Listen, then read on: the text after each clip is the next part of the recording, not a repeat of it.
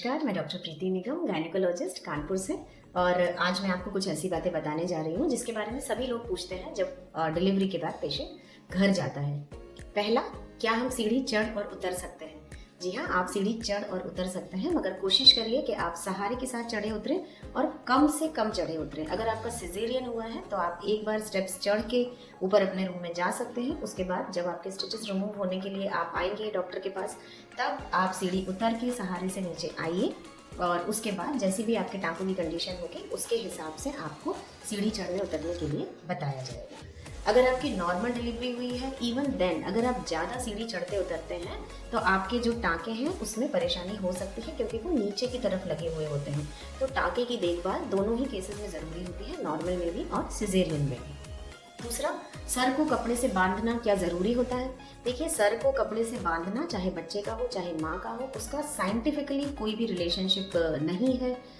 लेकिन अगर आपके यहाँ ऐसा कोई रिचुअल है तो वो आप अपनी इच्छा से कर सकते हैं, उसका कोई नुकसान भी नहीं है, ना उसका कोई साइंटिफिक मीनिंग है।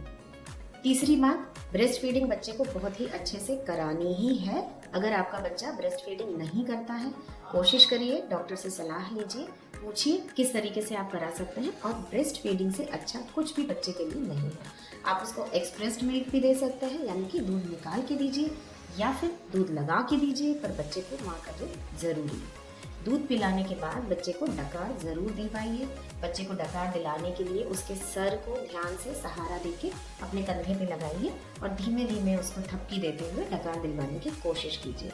बच्चे का सर और गर्दन बहुत नाजुक होता है, उसको बहुत ज़ोर ज़ोर से हिलाना नहीं चाहिए। जो कॉमन क्वेश्चन है कि क्या डिलीवरी के बाद बेल्ट लगाना ज़रूरी होता है? एक्चुअली डिलीवरी आपकी चाहे सिजेरियन हुई हो या नॉर्मल हुई हो, डिलीवरी के बाद जो है पेट लटक जाता है। तो अगर आप बेल्ट लगाते हैं तो आपको चलने फिरने में पेट हिलता नहीं है, तो स्टिचेस में पेन नहीं होता है, आपके बैक में और आगे जो लूज स्किन रहती है उसमें सपोर्ट रहता है।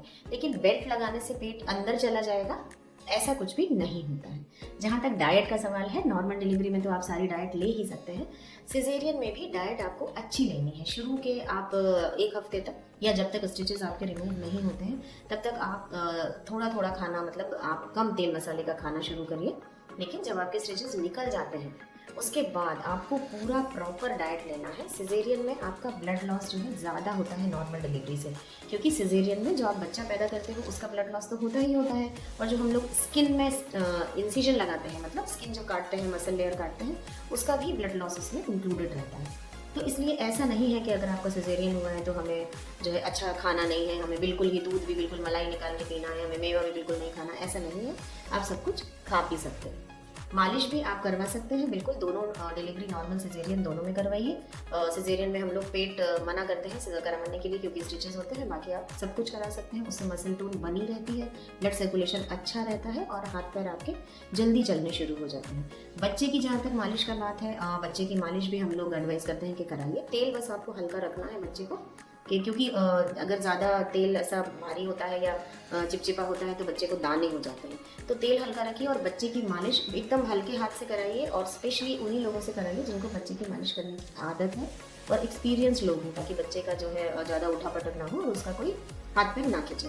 इसके अलावा आपकी जो भी क्वेरीज हैं उसमें आप अपने गायनेकोलॉजिस्ट की और अपने पीडियाट्रिशियन की सलाह ले सकते हैं। बच्चे को टीका ज़रूर से लगवाना है।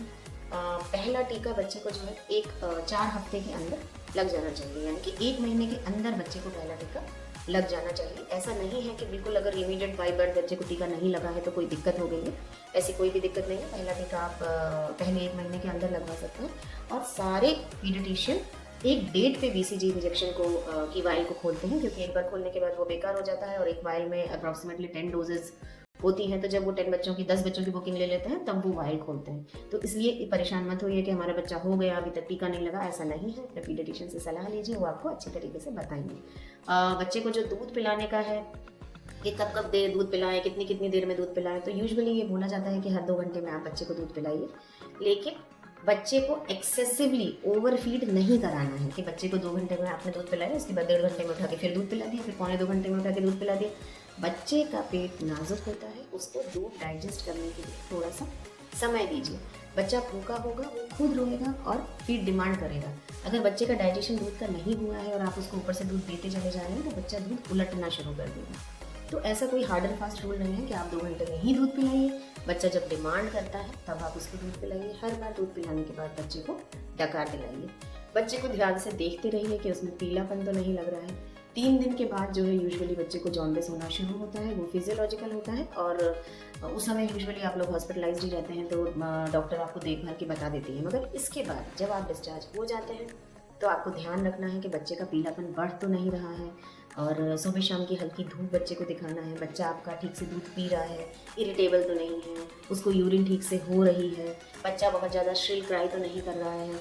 ये सब चीज़ें जब आप ध्यान रखेंगे तो बच्चे को कोई समस्या नहीं होगी और आप टाइम से अपने डॉक्टर से सलाह लेके जच्चा बच्चा दोनों हेल्दी रहेंगे।